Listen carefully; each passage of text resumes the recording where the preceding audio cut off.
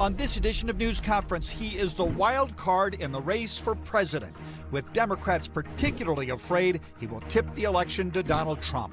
A conversation with Robert F. Kennedy Jr., why he feels there's actually little difference between Mr. Trump and President Joe Biden, at least when it comes to what he calls the nation's most existential threats, why he picked Bay Area attorney Nicole Shanahan as his running mate, and the relationship with his family, with some Kennedys calling his campaign for president dangerous. And their budget cuts coming to the city of Los Angeles. We talk with Matt Szabo, LA's chief administrative officer, about job cuts in city government and the impact they could have on services. News Conference with Conan Nolan. Newsmakers, issues, impact. Your local political source for over 50 years and the longest running broadcast in Southern California. Your host, Conan Nolan. Good morning and welcome to the Tom Brokaw News Center here at Universal Studio. Hope you're having a great Easter Sunday morning. If you're looking for Meet the Press, I'm afraid it already ran this morning due to a program scheduling change to accommodate NBC Sports. You can see that program by going to NBCnews.com or meetthepress.com.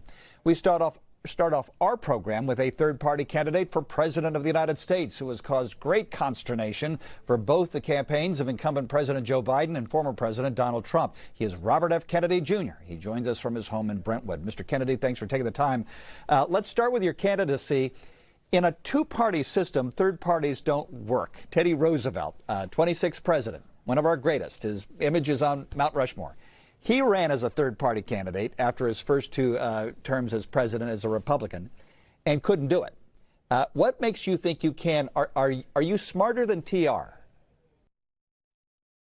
Well, I'm not saying I'm smarter than anybody else who's run for president. I certainly am not. I can guarantee you that that's not the truth. I would differ with your history. George Washington was an independent candidate. Abraham Lincoln was the first Republican, so he was a third-party candidate when he ran. So it has been done before. And what I would say right now, it's not a matter of my intelligence or capability. It's really a matter of the times. There's 70% of Americans who say they do not want a contest between President Trump and President Biden. That's never happened before. These are the two oldest presidents who've ever run. They're the two least popular presidents in the history of our country. Both of them, at this point in time, would win a prize, if the other one wasn't in the race, would win a prize for the most unpopular person who's ever run for president of the United States for a major political party. So I think, it's a unique time right now. And that is, for me, I think that's the opportunity to get in there and actually change things and get away from this broken two-party system, this duopoly, which ultimately, that two-party that we have now, they're all paid for by the same people, by BlackRock, State Street, Vanguard, the military-industrial complex, the big pharmaceutical companies. That's who's financing these, and that's who's calling the shots. And until we break that stranglehold, we're all going to be locked into this very, very destructive downward spiral. So Democrats believe your candidacy will benefit Donald Trump, that a Kennedy will hand the keys to the White House back over to the 45th president. Well, let me say first that the polls that we have seen show me actually appealing to voters who are not voting at all and taking pretty evenly from President Trump and President Biden, but more from President Trump. So that may change. I can't tell you that's going to stay the same. I think there's a huge difference in temperament and ideology between President Trump and President Biden. But I think the issues that they differ on are issues that are kind of culture war issues. They're abortion, it's guns, it's the border. And it's not the existential issues that are really impacting our country, the destruction of the middle class, the drug epidemics, the chronic disease epidemic, the debt, which is now $34 trillion.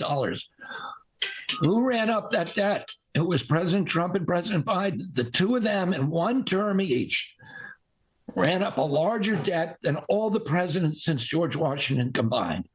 And our children are now paying. We are, right now, the service on that debt is now larger than our military budget. Within 5 years, half of every dollar collected is going to be coming from, is going to be going to service the debt. This is unsustainable. And I don't think either of these men are capable of changing it. So let's talk about Nicole Shanahan, a little-known attorney and entrepreneur who you announced as your running mate this past week. She, like you, has called into question the COVID vaccine policy. She suspects vaccines may have had a role in her child's autism. Was that central to your choice for her as your running mate? Well, that's not the reason. The fact that she has an injured child is not the reason that I chose it. The fact that she sees problems with the healthcare system and that she's determined, as I am, to end the chronic disease epidemic. When my uncle was president, 6% of Americans had chronic disease. Today, 60% do. So, and those diseases include obesity. They include all these autoimmune diseases like diabetes, rheumatoid arthritis, neurological diseases like ADD, ADHD, speech delay, language like tics, Tourette syndrome, and then allergic diseases like peanut allergies, food allergies, eczema. These were virtually unknown when I was a kid. I didn't know anybody with diabetes when I was a boy. When I was young, my uncle was president.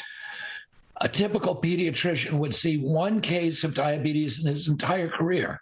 Today, 1 out of every 3 children who go into his office has diabetes, and we are spending more on diabetes in this country than we spend on the military. And nobody's talking about this. There's no other presidential candidate who is going to fix it. This is the most devastating thing that's happening to our country, and there's no other country in the world that has this. We have the highest chronic disease rate on earth of any country, and that's why we had the highest COVID death rate in our country, because people who were dying from COVID were, the CDC said the average American who died from COVID had 3.8 chronic diseases. So it's dangerous. People weren't dying of COVID unless they were sick from chronic disease first. Well, that's what we should be focusing on. And I'm happy that Nicole is focused on giving us better food, safer. There's 1,000 ingredients in our food that are banned in Europe. And unfortunately, those are in processed foods, and it are Latinos, Hispanic populations that are most likely to eat those kind of dangerous foods. And we need to clean it up. Speaking of Latinos, you had an event last night at Union Station celebrating the life of Cesar Chavez, who was a friend of your father's. You had a relationship with him. The Chavez family does not support your candidacy. They support Joe Biden. On the issue of immigration, let's take one. What is your current take on the migrant crisis at the U.S. border? Well, my take is that we need to seal the border before we tell Americans, talk about amnesty programs and these other programs. We need to assure the American people that the border is closed and that it's secure and that it's not being operated by the Sinaloa drug cartel. People who think that by opening the border, we're doing a humanitarian service, that's not correct. We're destroying our social safety system and our social safety net in this country. I watch it in New York City. What I want is high walls but wide gates so that people who stand in the line and get into this country have a very fast path to citizenship. We'll have more with Robert F. Kennedy Jr.